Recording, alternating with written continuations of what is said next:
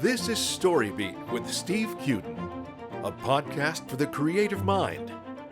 StoryBeat explores how masters of creativity develop and produce brilliant works that people everywhere love and admire.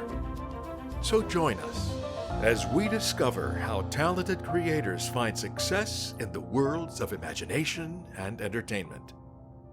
Here now is your host, Steve Cuden. Thanks for joining us on StoryBeat. We're coming to you from the Steel City, Pittsburgh, Pennsylvania. StoryBeat episodes are widely available on storybeat.net, YouTube, Apple Podcasts, Spotify, iHeartRadio, TuneIn, Stitcher, and numerous other podcast apps and platforms. So won't you please take a moment to subscribe to StoryBeat wherever you listen to podcasts. Well, my guest today, Elliot Shoenman, started his career as a writer on Norman Lear's Maude, won an Emmy for his work as executive producer and showrunner on The Cosby Show, and was executive producer and showrunner of Home Improvement. He's co-author of the play Sunset Park with one of my favorite StoryBeat guests, Marley Sims. And he wrote the plays Moment in the Sun, Old Glories, the Ovation Award-nominated Aftermath, and A Heap of Livin. Elliot's also the author of the book Nobody's Business. He co-founded the Inkwell Theater with his son Daniel and is proud to have Daniel now running the company. So for those reasons and many more, I'm deeply honored to welcome the brilliant writer Elliot Shoenman to StoryBeat today. Elliot, welcome to the show. Thank you. Thanks for having me. Oh, it's my great pleasure and real privilege. So, all right, let's go all the way back to the beginning.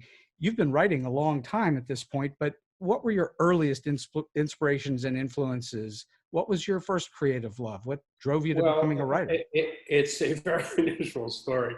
I actually have a degree in math and physics. And the perfect fit for being a screenwriter. Absolutely. Well, in the late 60s, as you know, going way back, was Vietnam and the draft, and horrifying situation, especially for Jewish people in New York. Sure. And two things. Number one, I knew it could lead to graduate school and a draft for a job, possibly. And secondly, I was just inherently good at math and science, and it was a very easy way for me to not write essays and do stuff. So it was actually the exact opposite of the background I should have.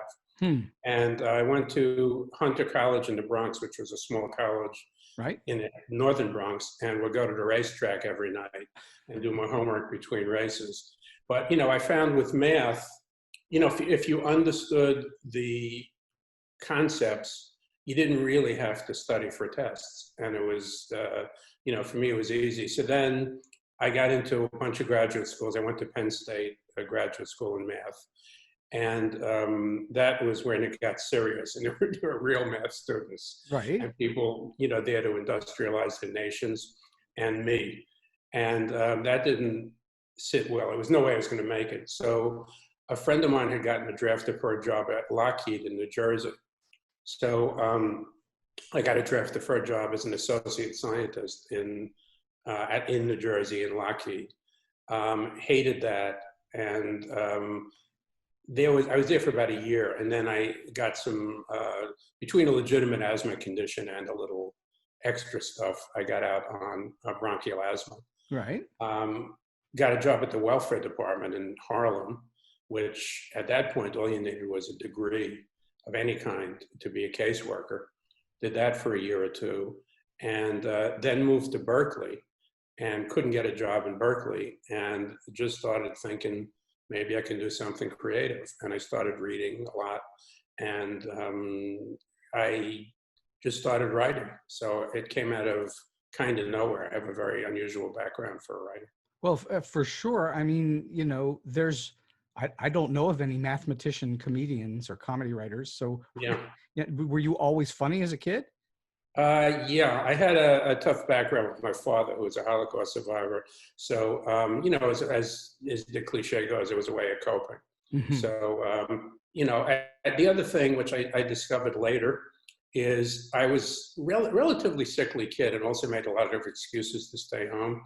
And I was a big television watcher. And on the days I stayed home, I had my routine of, the CBS in those days in the morning had all the reruns of, William Bendick's show, loved that, Life of Riley, and all these shows, Right. and a lot of Lucy. And I would watch all of those until 2 o'clock when there would be a day game of the Yankees. And I had my whole schedule when I was off from school. So I found out later on when I got to Lear and I started working on Maude, I worked with these two famous writers named Schiller and Weisskopf, Bob and Bob, and they had worked on Lucy quite a lot, other than Madeline Davis. whatever her name was. Davis and Bob Carroll. Yeah, and Bob. They had written a lot of them, and they would talk about stories from Lucy, and various plots, and I would correct them because I knew all the plots, and I didn't realize what a background I had. I knew everything about the Honeymooners and Bilko, and I had absorbed an enormous amount of the craft without knowing it. I used to hang around with my friends Steve Sestarsik and David Silverman when they were on Alice, and that was executive produced by Madeline and Bob. So I got to know a little tiny bit. Great writers, obviously, and nice people, on top of it. So, so I had studied comedy without knowing I had studied it. It was just natural for you at that point. It wasn't trained. You didn't have any training as a writer. Zero. And so at what point did you start to think, this is prior to Maude, obviously, you had to have written something. So what were you writing specs? Well, when I was in Berkeley, I started writing, just writing. I started fooling around with a screenplay. Coincidentally, a friend of mine I heard in New York who we'd grown up together was trying to write comedy. So I came back to New York and we started to try and sell jokes, which was hard. We hung around the Improv. I actually performed some. Couldn't have hated anything more than that. So then I started trying to write a screenplay, and I had no idea what I was doing. And I had met years before, when I was in my racetrack periods, I used to go to Monticello Raceway in the summers and work in the Catskills. And I worked at a hotel across the street from Monticello Raceway, and we'd go there every night. And one of the young trainers asked me when I was driving back to the city one time if I could give a ride to his uncle who had taken the bus up there and his aunt. And I did. And the guy gives me his card and says he's the attorney for various theater productions. And if I ever need anything, and this is way before I was interested in the business, right? To let him know. So cut to 3 years later when I'm in New York at the Improv, and I thought, maybe I still have his card. And I, sure enough, for some reason, still had it. And it turned out his name is Max Lerner, and he was the attorney for the Schuberts. Right. So he started trying to help me and started sending my scripts around. And he sent a screenplay that I wrote to Joe Bologna, who liked it. And I ended up working with Bologna and Taylor when they were, very hot playwrights in New York. They got a show on called Colucci's Department, which was on CBS opposite Sanford and Son, lasted about 10 weeks. And as a result of that, I got signed by William Morris, and that led to the West Coast and to Maude. I think if you want me to tell you, should I tell you the story about how I got to the West Coast? Sure, absolutely. Because right now what it sounds like is you fell into it somehow. Well, I kind of fell into it in certain ways. When I worked at the welfare department, I had a friend who went on to work at ABC or local news in New York. And when I started getting work with Bologna and Taylor, her supervisor was married to a comedy writer, so we met, and his name was Norman Steinberg. Oh. And he helped me get, who I know you interviewed. Yes. Norman helped me get an agent at William Morris. And then Norman, this was early 70s. He was in a coffee shop in New York and ended up sitting next to Mel Brooks randomly. Yes. And they struck up a conversation, and Norman was a comedy writer with a partner. And as a result of that, Mel offered him to be one of the writers on Blazing Saddles. Indeed. So Norman called me and said, can you do me a favor and go to LA? I have a variety show I'm supposed to work on starting in 2 days. So can you do that instead of me? So I said, can I do that? And he said, yeah, I think so. He said, the head writer is a friend of mine named Harry Colombi. So next thing I knew, I flew out to LA. I was working on this variety show, which they had in those days. And I had this new agent, William Morris, and I started pitching to, she had a client on Maude named Alan Levitt, and I started pitching to Maude. And the last day I was in LA, I saw the Maude script. This was season 2 on Maude.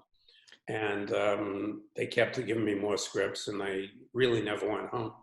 So in other words, you sort of bumped into your career. It wasn't like you set out and intentionally went through the motions of writing specs and being very diligent and so on. You kind of bumped your way into it. Yeah. Yeah, and in those days, I don't think there were many specs, and I didn't know what I was doing. I mean, Max Lerner, who helped me get started, was the lawyer for the Schuberts. And he insisted that I write plays. And I said, I don't know how to write plays. I know about sitcoms and films because I grew up around them. Right. And he introduced me to everybody. In retrospect, the opportunities that I had by this luck were unbelievable. I had meetings with the Schuberts, with Jerry Schoenfeld and Bernie Jacobs. He set me up for a meeting with Michael Bennett. And we had talked about a project together. And then next thing I knew, Michael Bennett was doing Chorus Line. Yeah, no kidding. Never heard from him again. So I didn't even realize the opportunities that I was having. I just kept, it was a very unusual road. All right, so we will eventually, we're not at this moment, but eventually we're going to get around to your plays in theater. But Right. You were not doing theater early on. You don't have a degree in the theater. You weren't in the theater. You were just sort of around it. Yeah, and didn't realize what I was around and the opportunities I had. But TV turned out to be a very good career and super duper lucrative. But no, and look, getting that in with Lear at that point, the show was done at CBS Fairfax, Right. and we were across the hall from All in the Family. Right. We just had 2 shows at that point, and the writers at that point, there were only 4 writers on each staff, and they were very close proximity. The offices right across from each other, and between the 2 shows, I was 27, and the next youngest guy was about 52. And these guys had written for radio and Lucy and every single thing. And it was a sink or swim, thing. But I got, kind of a graduate degree in comedy writing as fast as humanly possible between Norman and these guys. So, I mean, it was an amazing, incredible opportunity it was just out of nowhere. Well, there would have been no school then or now that would have compared to being around those folks. It was unbelievable. I mean, I learned an incredible amount from them, and including, and importantly, I used to thank Shirley Weisskopf all the time for being so open to this young guy. I mean, I was known as the Kid. I mean, I didn't have a name. I was Kid, and it's funny because Schiller died a few years ago, and I spoke at his funeral, and I was talking about stories, and I kept saying, he would talk and say, "Listen, Kid." And, now I'm 72 years old at that point, and everybody's laughing at me calling myself a kid. And I suddenly realized afterwards that I put myself back in that time and place and picturing him. But I also asked them, how can I ever pay them back? And they always were so generous. And they always said, pass the craft on. And that's what I really believe in. And I assume that's a practice you had your whole career, is to pass it along. Well, it's really important to me. And it's really, it's one of the reasons we'll get to why we do the theater, give people opportunities. Sure. But what I found, those were the early days of sitcoms where I watched the sitcoms. And I found, like, in recent years, most people don't know the derivation of all this and the whole way it all started. And on Home Improvement, Bruce Ferber and I started at lunchtime showing old episodes to young writers of Bilko and Lucy, and especially the Honeymooners, and just how this all evolved. And I was, always encourage people to say, a lot of the sitcom world has changed. Obviously, it's a lot more open. But certainly, when I was doing it last, I still, anyway, I think it's important to understand the history of it all. Oh, no doubt. And in fact, I've been teaching for a while here in Pittsburgh, and a lot of our students don't know history well, and we teach it to them. and they're not well exposed to it, which is a shame. I do want to, talk to you for a moment about Norman Lear. There's probably no one who's been more influential in TV or TV comedy than Norman Lear. What did you learn from him? What did you get from him? Well, I got, what I learned more than anything else was it has to be, the story has to be real if you can, depending on the show, or as real as you can be relative to the show, and that the comedy will come out of that. And that if you don't have a story that works, I mean, it's obviously hard in a 24, 28 episode season to have every story that works, but to make it as good as you can, and then worry about the comedy second if you have a bunch of good comedy writers. The story is the most important thing. Also, with Norman, in those days, it was breakthrough stuff, and it was the sense of, being socially aware, which, not every show does, but it was high intensity stuff. And I also learned, which was really interesting, All in the Family, I said was across the hall. And Maude was a harder show to write in a stranger way, because it oriented itself toward a line from B. Arthur, which as Maude had to be some very clever, liberal type line. Right. All in the Family, when it was 3 o'clock in the morning, could do a dingbat line or a malaprop from Archie and get the hell out of there. And I also learned that it occasionally helps to have a dumb character and have somebody when it's 3 o'clock in the morning that you can go to the, maybe not so brilliant line, but get you moving. And the Maude stuff was very, very difficult to come up with. Because she was very concise about what she was about. Yeah, and also, the show was oriented toward that one great line at the end of a scene coming from her. Right. And, that was hard because there were really no shortcuts. It was all about that button, yeah? Yeah, it was a button and what was going on along the way. But, some of the stuff was pretty serious. So, the button cutting against the seriousness, if you do it right and you get the right thing, is tremendously, helpful. But I learned, a lot of that technique. All right. Well, I want to cover process on writing sitcoms. Now, obviously, it's the shows that we're talking about right now are a few years ago, but it still applies to the way people operate in a room. And I'm just wondering, for those who have no idea what working on a sitcom is like, can you describe what a typical day on a show is like? Well, it depends on whose day it is. If you're running the show, it's unbelievable. It's like the guy who, on Ed Sullivan, he used to spin the dishes on the sticks. Yeah. And, seven sticks. Had to keep all seven going. And I always used to say, the second you get a plate spinning, don't stop, because look behind you, look around, another plate is wobbling. Mm-hmm. So from, a showrunner's point of view, there's casting, there's, run-throughs, there's a zillion decisions. And the room itself, I found like the more organized you could make it, the better. I wasn't thrilled as staffs evolved that they got bigger and bigger. And there were people, being hired who, which didn't exist when I first started, who were friends of the stars and everything else. And from my point of view, the bigger the staff, the harder it was to deal with. Mm-hmm. Because, you wanted to keep everybody busy. And it was really hard when you had a lot of people. But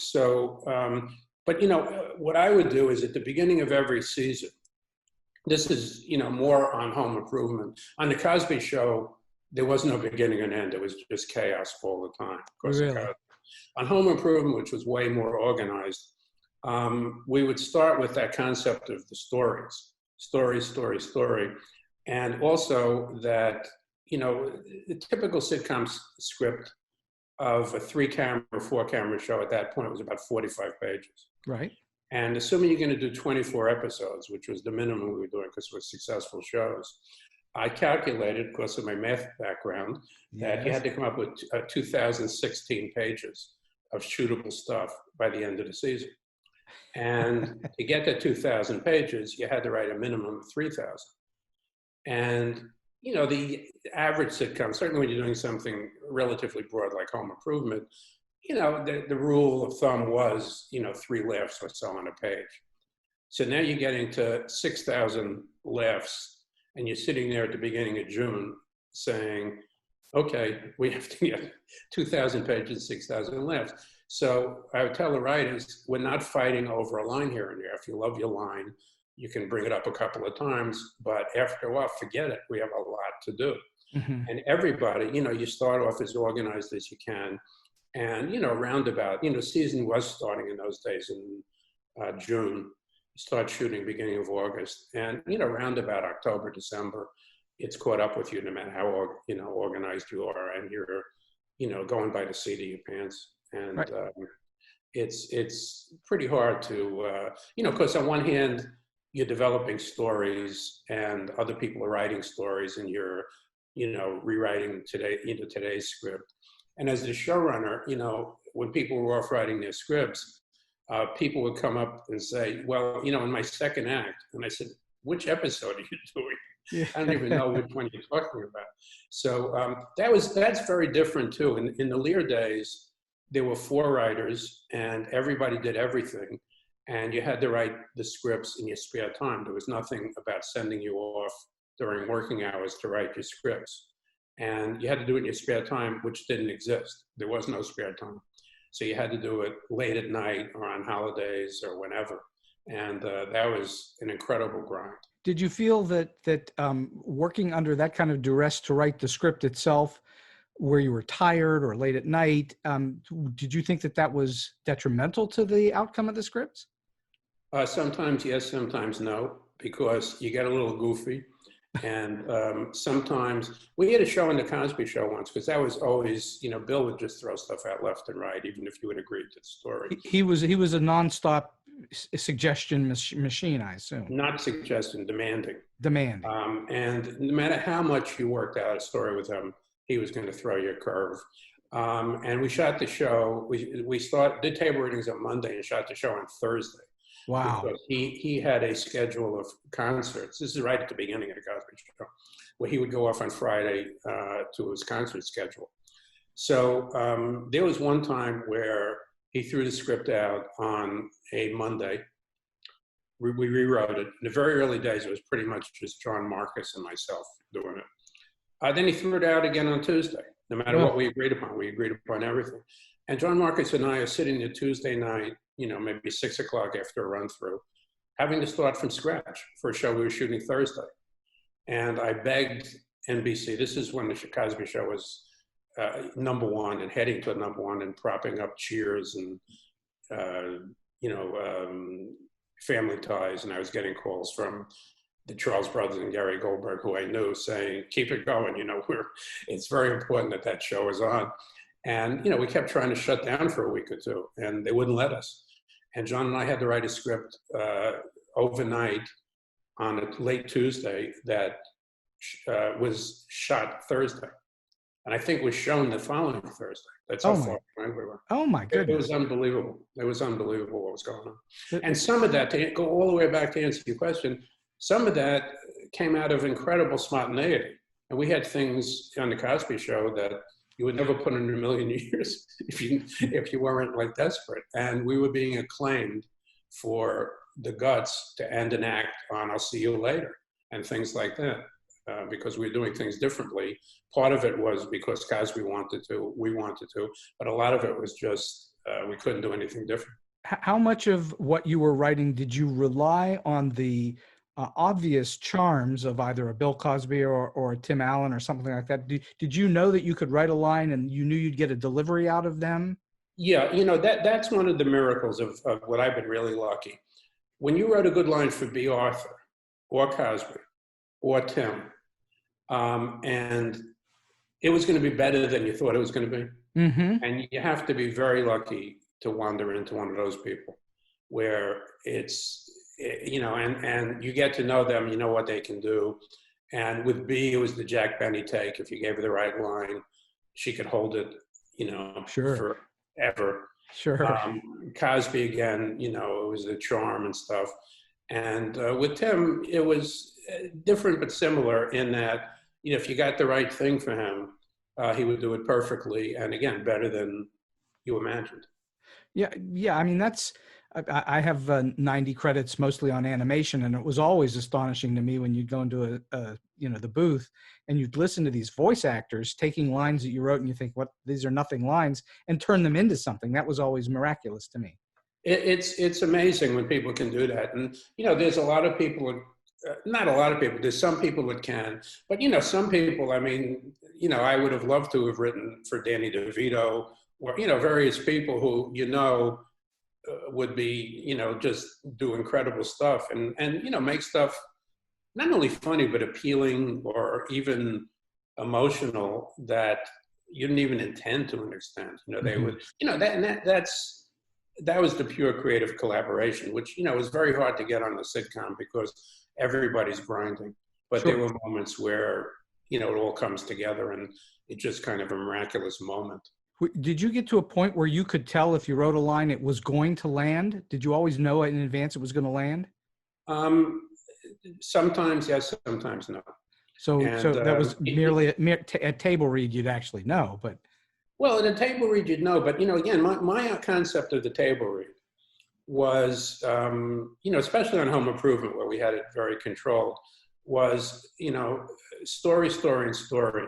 And we, after a while, Tim Allen understood that we have to get the story to work. Don't worry how funny or not funny the show is. We'll make it funny as we go. But we had one, which was a really interesting example, which just happened in I took over on Home Improvement in the third season. Right. And by the way, I neglected to say that Bruce Ferber has been on this show. Yeah, I hired Bruce, and then he took over for me, and I stayed, along, and we have a great relationship. And also, it was kind of amazing. On Cosby, I started off Matt Williams and Carmen Finestra, right, who then went on to create Home Improvement with Sure. David McFadden, and they ended up hiring me to take the show over. So, we have a long line of connections and generosity, which again is unusual in the business. You don't see that as much, as I think should happen. Sure. But what I was going to say about the Home Improvement thing, we had a script early on where the first act read, this is a table read, really, really funny and great. And the second act just laid there. And it occurred to me right at that moment is we couldn't have gotten that much less funny in the second act between everybody we had on staff, that there had to be a problem with the story. And we had to go back and get the second act story right, and then layer on the comedy after that. But the problem was people weren't on board. And if people are on board, stuff plays. And if people aren't on board, meaning the audience, in that case, at the table read, the small audience, if they're not on board, pushing a rock up a hill, and it's very hard to get it working. I imagine it's close to impossible if it's not working at all. Yeah, well, sometimes, again, doing so many episodes, I think on Home Improvement, we ended up doing 1 year 28. You're going to have a couple of, semi-clunkers. You just can't, get everything, right. And, you have to accommodate characters, and you have to accommodate certain actors and throw, pardon the expression, a bone to a couple of the not so good people. Especially with the kids on Home Improvement and their parents. And, you had to use some of them where, it wasn't really what you wanted to do. So there was Right. a practical element. I think it's astonishing that you get more than 2 great episodes a year because it's comedy and, you're throwing it out fast. So the fact that you're doing many episodes that work well, that's astonishing. I think it's all in the premise. All in the story at the time. Mm-hmm. I really do. I think that if you get a good story, it'll work. So you have already alluded to the pressures of, especially an executive producer of producing a show. What techniques or tips might you offer to people to handle pressure when you're working under duress? Did you have any particular stress reducers that you used? And I'm not talking about substances. I'm talking about, Well, which anybody will tell you, I don't know if Marley told you, but for me, it was anger. I was pretty tough on people. It's just tough. The Cosby Show was murder. Other than Roseanne, I think it's notorious for the most hours. Mm-hmm. We were working 7 days a week, we would get there at 10. You know, we were living in Manhattan. The show was shot in Brooklyn at that point. Right. We'd get there at 10 and we would, you know, get home around 3 in the morning. Oh. And, you know, you had, in those days, there were no computers yet. And, you know, there was a certain time limit where you would have to send it to a printer. So they would have copies in the morning. So we had a time limit, but we would, you know, we literally worked 7 days a week, all season, from, I would say, an average of about 10 in the morning to about 2 or 3. How did you physically handle that? What did you do? Terrible, terrible. I had laryngitis. I had, the famous story in the Cosby Show was there was one night where it was, you know, 2 o'clock in the morning for argument's sake. And I was pitching a joke. And halfway through the joke, I passed out. Oh, wow. And, you know, one of the writer's assistants got me in a cab and took me home. And, you know, it was okay. He got me into bed and stuff. And I woke up the next morning and had coffee and staggered back in. And everybody said, "Are you okay?" And I said, "Yeah." And John Marcus said, "Do you remember the joke you were going to pitch by any chance?" Did you? Not. Did No, you? No. But I passed out in mid-sentence, and that's what it was like. It was beyond grueling. It was, you know, and I at that point I had 2 little kids, and you know, who were Daniel was 5, and my youngest son was 3.5, and they were displaced in Manhattan, and it was really hard. But, you know, I got to use some of what was happening with my own family to throw it in. Also, the other thing with Cosby was he would call you. He had no limits, no borders, no boundaries. He would call you at 3 in the morning and with ideas. And my wife just hated him. And, you know, my youngest son had colic, and Cosby would wake him up. And I finally had said to him, just do not call me under any circumstances after whatever time it was. That's unreal. Yeah, you just got home, you staggered in, and the phone would ring, and it was him. And you know, that was a lot on the weekends. He'd be in Atlantic City or somewhere performing, and he'd be up, you know, he's a night owl, and he would call you in the middle of the night with a thought. That's not right. No kidding. And look, with that one, you had to stay on board. You know, we knew we were going to win the Emmy. It was one of the weird, you know, an odd time where it was the first season of the Cosby Show. You know, it was breakthrough television, and it was just a case, you know, you have to stagger through it. Well, as you said earlier, it lifted all of NBC. It was the biggest show on TV. Yeah, I mean, here's the thing that happened, which was interesting. Before I went to do the Cosby Show, I was at Paramount, and I had written the Cheers, and I went and did the Cosby Show, and I had written one of the Cosbys, and I ended up having a Cosby episode and the Cheers episode on the same night. Oh, which was the #1 and #3 show. In between was Family Ties, and I couldn't watch it because we were working so hard, and there was no way I could actually enjoy that. You know, the idea of that it was an astounding thing that happened. Oh yeah, I mean, how many people can say that? I would think. Yeah, I mean, I don't know if anybody can, but I mean, it at the time, and it meant nothing except made you feel terrible. That holy shit, I can't even take an hour, to actually watch the airing of this, and it was out of the question. That's crazy. Yeah. All right, so I'm going to ask you a question you may not have a good answer for, but I hope maybe you do.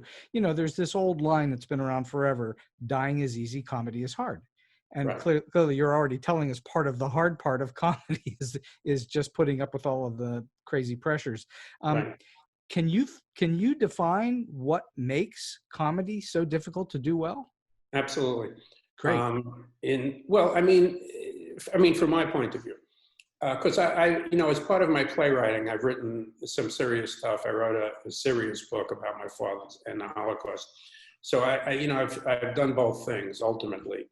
I think in drama, there are many ways to say things if the emotion is right. Comedy is very, very precision oriented. We would fiddle around with, with the wording of stuff. Like a lot of times, the way I would do a room was I would say, get us in the ballpark with an idea, a line. And then especially people like Bruce and Marley and a few other people were very good at tweaking it and reducing the words. But, the wording is really important. precision. Yeah, yeah, and I find a drama doesn't have to be as precise. And I find that, comedy people can write drama. Not a lot of drama people write comedy well, Right. in my opinion. Same thing with actors. You can take a great comic actor and they can do drama, but it's really hard to get a great dramatic actor who can do comedy. It's in your bones or it isn't. But I think it has a tremendous amount to do with the wording of a line. It doesn't make it, comedy easier than drama or vice versa. But I think the specificity of, writing a comedy line is different than, if, the idea in a drama, I'm sorry if somebody died, you could say 11 ways. In comedy, you have to get the exact wording right. Well, yeah. So in other words, you believe that the secret to great comedy is the precision of the words.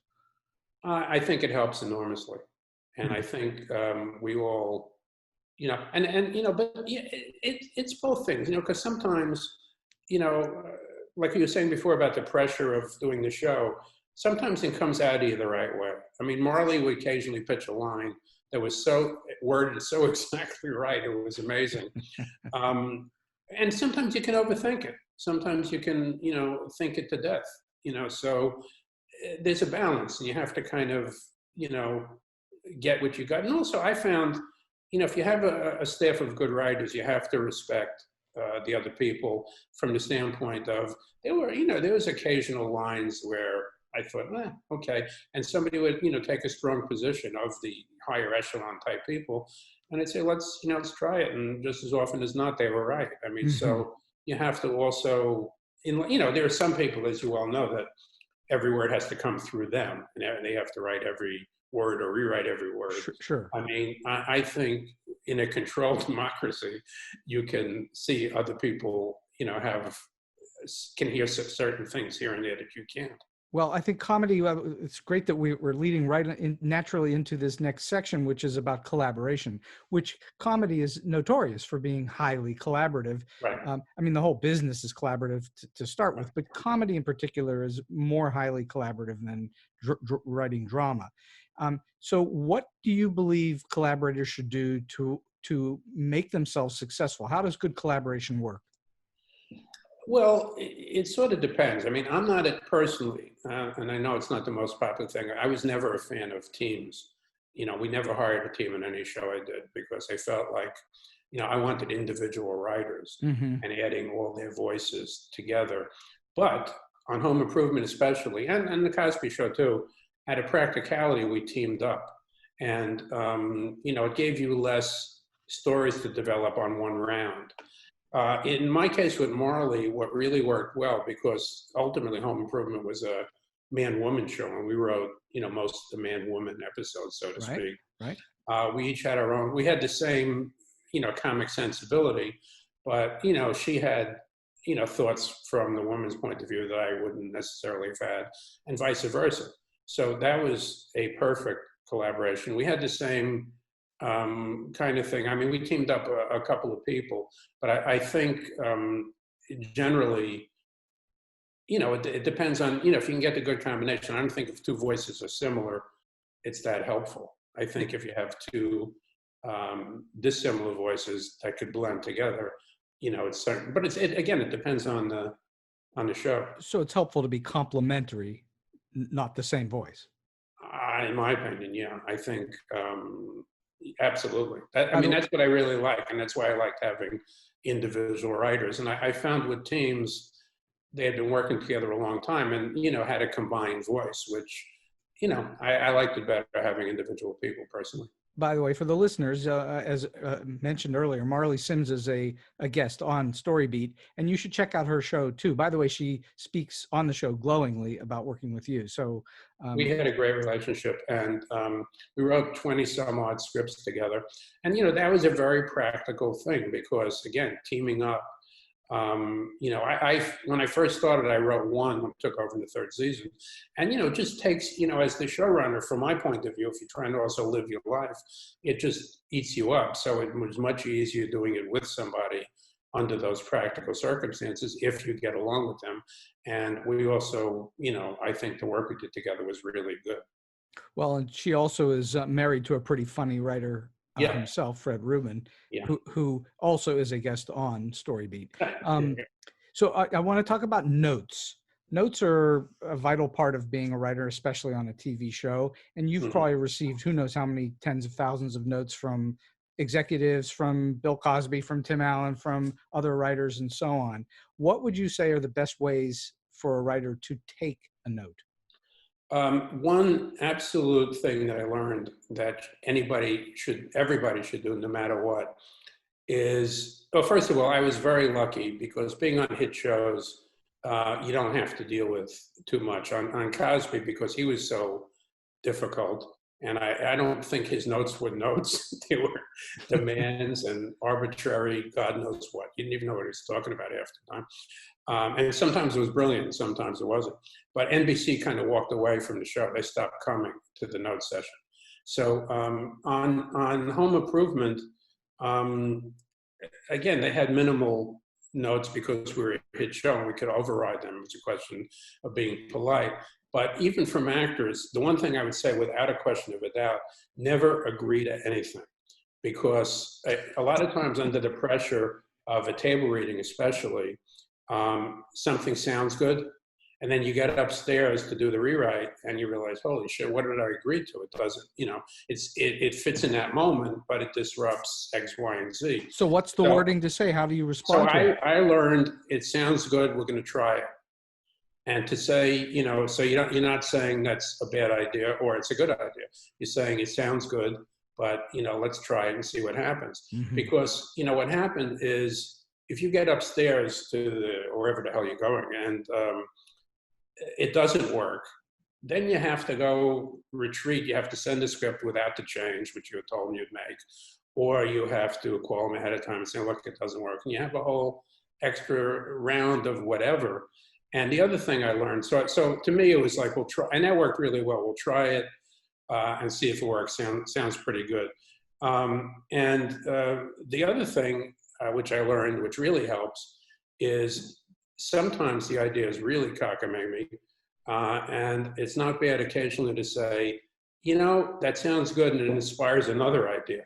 Or afterwards to say, that idea you had, provoked this. And you can do something completely different. And, network executives will take, studio executives will take credit for anything.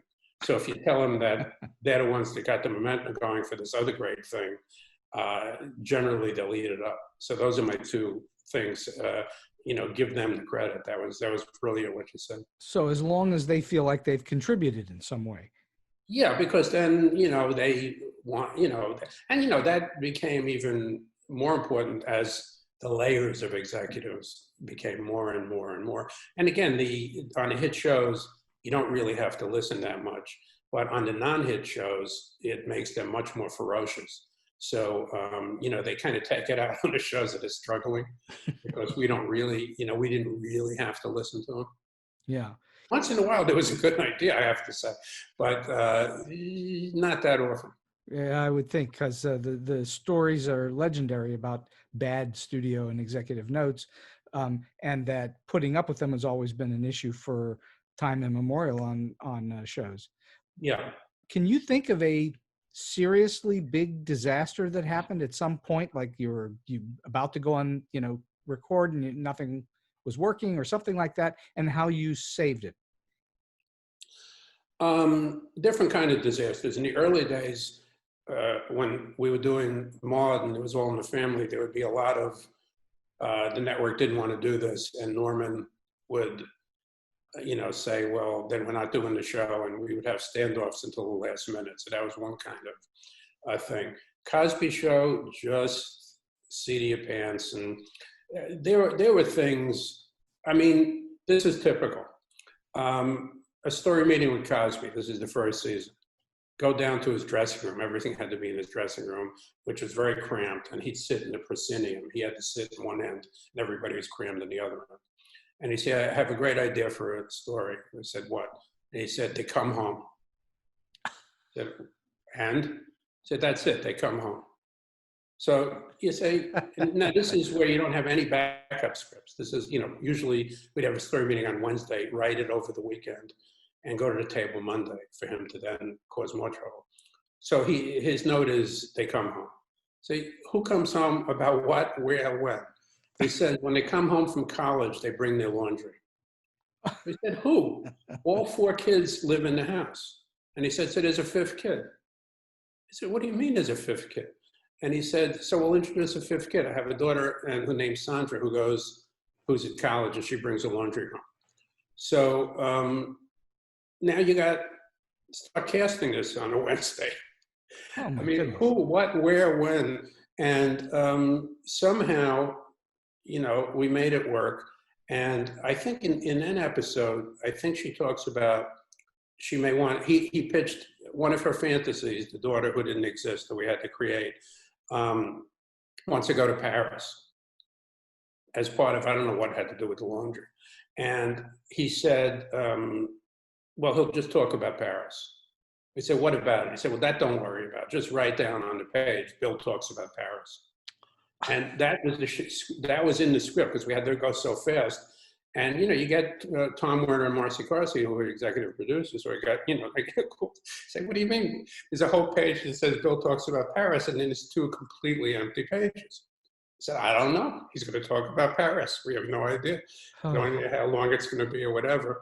And what would happen is he would ramble on. And if you look at some of those early Cosby shows, especially, they are cut together in the most bizarre way. You see a lot of weird shots of Felicia Rashad playing his wife, laughing in odd places, because everything was, cut together in strange ways as Bill would ramble on and on.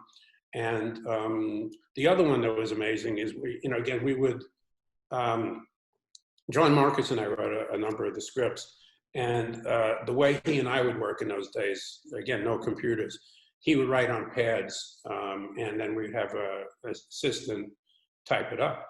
And we were working in my apartment in Manhattan on a non-show day, and pages and pages of crossing out, writing lines and lines. And we finally finished the script, and we go out for a walk, which was unheard of to be outside. And we come back, and the writer's assistant, they're working on a typewriter, is looking like the world had ended. And we said, what's the problem? And she said, it comes to 14 pages. Oh. The entire script was 14 pages. We said, you're kidding. She said, you have a 3-page second act. I said, no. And look at all these pages of yellow paper. And she said, it's mostly crossed out.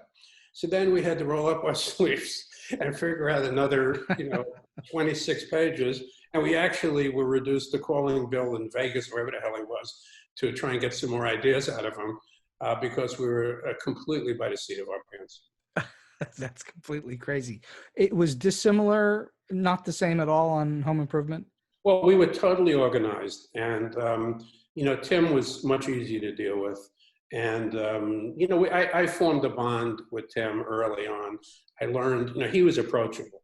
And, we had lunch a couple of times, and Bruce did the same thing and formed a bond.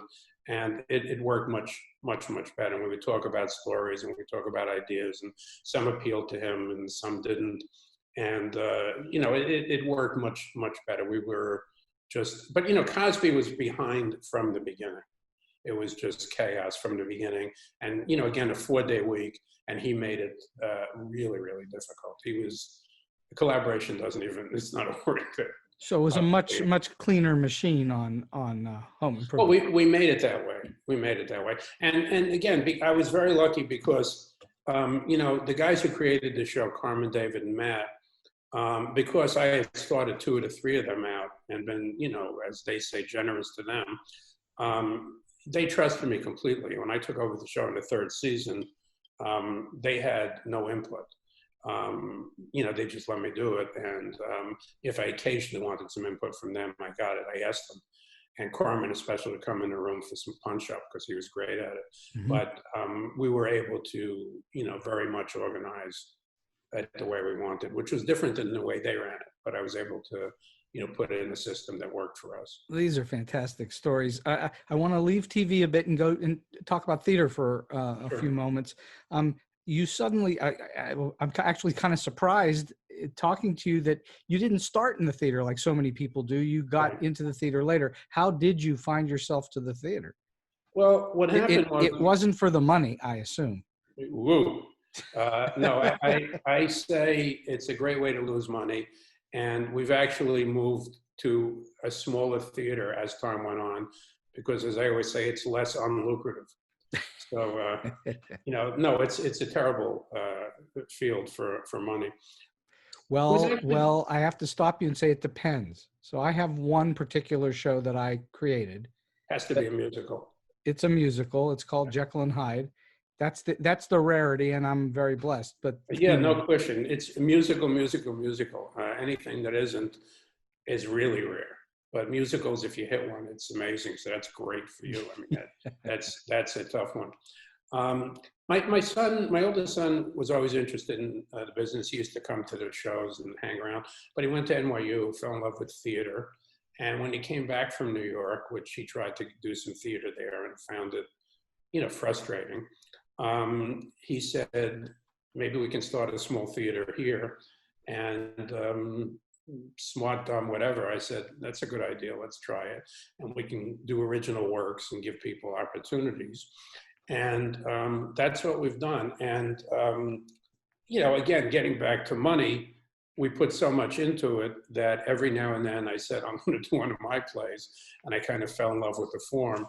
So in the early days, we did a bunch of mine, the one I did with Marley especially. And the one Marley and I did came precariously close to breaking even. Whoop. So that was pretty amazing. This is Sunset Park. Sunset Park, yeah. And then, Daniel, my son, took it over. And now we do mostly development of plays. We run it, as a development lab and doing a play occasionally. And have developed a number of plays. And it's last few years, as he's been doing it, it's turned to mostly people of color, women, and given a lot of opportunities to a lot of people. And we've gotten submissions from as far away as Argentina. And it's been great, but it requires nowadays fundraising, which is my least favorite thing in the world. Well, I think for most artists, that's the least favorite thing in the world. Absolutely. You want to be doing the stuff on stage. You don't want to be raising money, which is not much fun, really, unless that's your thing. And most artists aren't. And I wanted to get into also this, with my own plays, doing more of my own voice and trying more serious themes. I've done plays about suicide, and I've done which my father committed when I was 18, things like that, with Annie Potts, which also ran a long time. Are they somebody who was great to work for? Annie was fantastic to write for. Are these serious themed comedies or are they dramas? Believe it or not, the suicide play was a serious theme. It was a drama with interesting comedy where you could find it. Right. And, again, when you get somebody like an Annie Potts, who was in the category of the people we talked about, she could, we very much collaborated on it. She could spin it a line and, we could take tremendous chances with some of the comedy. And it was almost be Arthur-like of what she was able to get away with. And, it's been very fulfilling. Well, she's got great timing. I mean, unbelievable. And she's as smart as they come. And her notes, talk about notes, Annie pushed me to do much better than I had done in the early drafts. So that was terrific. That's really nice when that happens, It's unbelievable. It's unbelievable. Yeah. So what are, for the uninitiated, what are the major differences between writing for TV and writing a play? Well, the biggest difference is you can't cut away from anything. Especially writing for relatively small theater, which, sort of everything is now because of finances. You have to keep going. If you change scenes, you have to figure out, how do we get from A to B simply? And, unless, you're not doing a, $20 million Broadway play and a whole the set comes down. So you have to find clever ways to, stay on one set or, adapt a set. in TV, once the scene was finished, cut to. And, you know, on, especially on Home Improvement, you know, there was a bit of a formula. You know, he started with doing his show. In most cases, there was a scene with the guy on the, you know, behind the fence on the other side. Yeah. So, you know, scenes could be a few pages. Here, you just have to keep it going. And it's way, way more difficult. Oh, I think writing for the theater is a lot more challenging than writing really hard for film or TV. You are, as you're saying, you're trying to keep something going for a very long time. You're talking about keeping all those plates spinning at one time. In a play, you're keeping all the plates spinning for a long time. Right. I just finished a new play, which is a farce, because I decided when things reopen, whoever that is, a lot of people are going to write serious stuff, and I'm going to go the opposite direction and do a farce. And, you know, I got 5 doors, 7 characters, and keeping those plates spinning. And as I reread some of it, I had people speaking who weren't in the room. I lost track of who was where. And that was a whole interesting challenge in and of itself. But it was really interesting trying to write something that was one set with people coming and going and finding reasons to go and come. So it's homage to Georges Feydeau? Well, it's in that world. It's like some of the farces I really, you know, like. In the early days, I did a couple of farces of sitcoms and pilots and stuff, which were, you know, perhaps not going to work as a series. But I you know, that is where it ties back into me, I think, with the math background. I was about to exactly say that. That's the math thing. It's very mathematical as to, and the thing about a farce, which is really interesting, is the notes sort of don't make much difference. I mean, it either works or it doesn't. Mm-hmm. And you either got people on board from the beginning for what's coming and why this guy runs out of the room with a bloody nose and why he comes back, or not. And, you know, it's not joke oriented, it's situational. And that was an interesting undertaking. So my personal favorite motion picture comedy of all time is What's Up, Doc? And that's a farce. And there's a whole big long sequence in a hotel corridor that's very farce-like. I mean, it's very traditionally farce-like. I know it well. It was not only do I know it, it was one of the films I watched recently before I started this. You know, we live in Malibu. My neighbor is Ryan O'Neal, who I know well. And the young Ryan O'Neal was really good in that. And one of my all-time favorites is Madeline Kahn. I mean, the idea of writing for somebody like Madeline Kahn would have been unbelievable. So what was interesting is I watched, after watching that, which Peter Bogdanovich directed, but then I watched Noises Off, which he also directed. Yes. And that didn't work really well on film at all, because the whole cleverness of the set change of first act, you know, front of the theater and the other one backstage, it just didn't translate. No, it's better when it's live right in front of you. Do you know the story of Buck Henry writing the hotel scene with all the bags and him calling up Bogdanovich one day and said, "I've lost a bag"? He calls him up and says, "I've lost the bag. I don't know where the bag went." I totally get that, because that's what I was experiencing. Like, how did this person say something? They're not in the room. Yeah, it's really, it's a whole interesting other thing that's different than any other kind of writing, which is, you know, that's when you can either do it, you can't do it. So the jury's still out on whether I've been able to do it. I think it works pretty well. That's a pure example of precision. You'd better be very precise in what you're writing. Exactly. All right. I want to talk for a moment about your book, Nobody's Business. What is it about? Tell the listeners what it's about. Well, again, I alluded to some of this. My father was a Holocaust survivor who didn't speak at all about his experiences. Very tough man. He committed suicide when I was 18, to make a long story short, and always wanted to know about his life. And 20 years ago, I started on a quest to learn more, and I learned how to do historical research. And I really wasn't doing it as a book. I was doing it just for myself and for my sister. Right. And when I would tell people about it, everybody said, "You're writing it down." So I started going backwards. I was a couple of months into it, and I, you know, retraced my steps. And then I just kept going. And I wrote it by hand in an old-fashioned way in leather diaries. And I had a guy who had been my old writer's assistant following me through because I knew I'd never be able to do it or be able to type it up. I ended up tracking down astounding information about my father and really learning about his life without going into a whole long thing. But we actually, in Germany, in Berlin, found a 150-page Gestapo file on my family, which somehow had survived the war. And it was actually a guy, Bruce Ferber's old college roommate, was a documentary filmmaker living in Germany. And he also did research on the side. And I hired him, and he did this research for me, and he found amazing documents. We traveled all over Europe to Vienna, Poland, spent a lot of time in the National Archives, and I was able to piece together quite a bit of my father's story.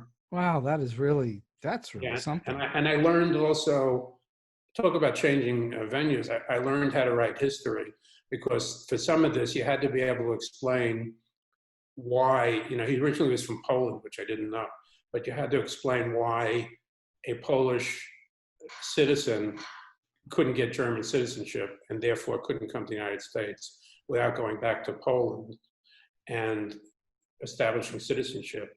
But Poland, when my father was born in 1906, was not a country. It had been divided up and was only restored after World War I. So he had to join the Polish army to establish citizenship and then get out of the Polish army and desert. So I had to learn how to explain it in a I had to understand it, and then I had to learn how to explain it. So I had a library of about 100 books of all kinds that I searched all over the place, and learned to speak a little German. I mean, it was just a wild undertaking. Did you enjoy the process of writing it? It's kind of hard to say because it's so heavy. Painful. A lot about suicide. I was glad I did it, and it was helpful, and I've got some interesting feedback about it. But it's a weird thing to enjoy. I was proud of myself that I could do it and that I could learn a whole nother thing. Again, apropos of what we're talking about with drama, there is some stuff in there that's a lot of humor. Without going into a whole long thing, I found out that a cousin of mine, we grew up originally in the Bronx, had an affair with Mickey Mantle in 1956, really? Which I didn't know about. And my father, it turns out, knew about it. And I have a line in the book saying, committing suicide is one thing, but not telling me about Mickey Mantle is like a whole other, thing. That brings a whole new meaning to the term "getting to second base." Yes, absolutely. Oh no, she made her way up. She's still around. She made her way up the Yankee roster. It's quite unbelievable. Oh wow! It was pretty amazing. But also, talk about comedy. My father, without again going too far, took a cab from his business to the Hudson River and jumped in. That's how he died. And I replicated that trip, just in a cab. And my thought was, at the time, what does a man tip on the way to a suicide? My father was notoriously cheap. And then I thought, I can't put that in. And then I thought, why the fuck not? That was my thought. So I have some, and that's an example of, how far you could go.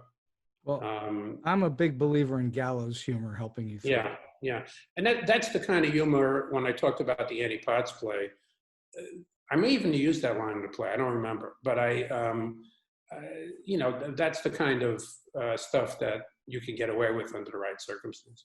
Well, Elliot, this has been an incredible hour plus, and I want to wind this thing down now. And I want to ask you, in all your crazy experiences, and we've already heard a few, can you think of a quirky, offbeat, weird, strange, or just flat out funny story that you can share? Well, I have long ones, but I'll give you a shorter one, which occurred to me when we were talking about notes. When we were doing Home Improvement, the pecking order, the show was done at Disney, and it was on ABC. And the pecking order was Disney would give you their notes. Usually it evolved to lower level executives. And then ABC would give you their notes, which, would override the Disney notes. So we came in one Monday morning, and we discovered that Disney has just bought ABC. And all the executives are standing there looking at each other, not knowing who should go first and what should happen. And it was the only time we ever got no notes. I mean, nobody knew what to say or who was above who, and everything turned inside out. And by the next week, the pecking order was completely the opposite, where ABC went first and then Disney went. Part of being in the positions you were in is knowing where the politics lie. Yes? Right. Oh, absolutely. Absolutely. That was a gigantic thing, which I learned early on from various people. The politics are, a gigantic. Who do you listen to? You've got to listen to the right person. Right. Absolutely. Very or interesting. If you're lucky enough to be on a hit show, you kind of don't necessarily have to listen to anybody. Well, right. Of course, if you get high enough up in the world, then you don't have to listen to people. But that first foray, you have to figure out who you're supposed to actually pay attention Absolutely. to. And how you play individual people from the standpoint of, who can you joke around with and who do you have to take seriously, et cetera. Right. Sure. Yeah, that takes time, doesn't it? Yeah, absolutely. Yeah. All right. So last question for you. Do you have a solid piece of advice or tip for someone who's maybe just breaking into the business, or maybe they're in a little bit and trying to get to that next level? To me, it was no matter what happens, keep writing, because, waiting is not good. And, hopefully you keep writing and growing. I think write what you know and, pay attention to what's around you. I think real life is much more interesting than anything you can make up. You can adapt what you see around you, but life. Look at the life we all lead now. How strange it is. Oh, and if you wrote a movie 5-10 years ago about Trump being president, it would probably have been too broad. So that's the thing. And the other thing is you got to network. You got to know people, and you got to. And intentionally and not intentionally, the more people you know, you never know who's going to pop. And I can leave you with one story, which you will appreciate. My same friend, Harriet Hochberg was her name, who introduced me to Norman Steinberg. Years and years later, after the Cosby Show, I had a development deal at ABC Productions. And she called me and she said, a friend of mine is with his wife and 2 kids, is moving out to California, doesn't know anybody, he's going to be working. Maybe you can have him over for brunch and, just talk to him and hang out. So we did, and, had a nice time. And cut to now, the person is Bob Iger. Oh, really? Yes. Oh my goodness. So, so you never know. Not that I've been able or have exploited it, but he ended up being, the boss on Home Improvement for a long time. Mm-hmm. And again, it turned out that it didn't matter because we had pretty much control. But it just goes to show you never know what's going to happen. And I didn't do that for any, calculating reason, but. You never know who is going to be a contact for you. Well, for those who don't know who Bob Iger is, Bob Iger has been running Disney, the whole Disney empire, for quite some time at this point. And right. I think he's on his way to stepping aside. But he was, and I think with all the current stuff going on, I think he stepped back in. Or on the side, whatever. So the old cliched phrase is, be nice to the people on your way up because you're going to see them on the way back down. That's what Ed Norton said on The Honeymooners, right? Yeah, absolutely. Elliot, this has just been a tremendous hour. So many great stories, and I'm so grateful for you coming on StoryBeat and sharing all this with us today. It was a lot of fun. I was really happy to do it. And so we've come to the end of today's StoryBeat. If you like this podcast, please take a moment to give us a rating or review on whatever app or platform you're listening to. Your support helps us bring more great StoryBeat episodes to you. Until next time, I'm Steve Cuden, and may all your stories be unforgettable.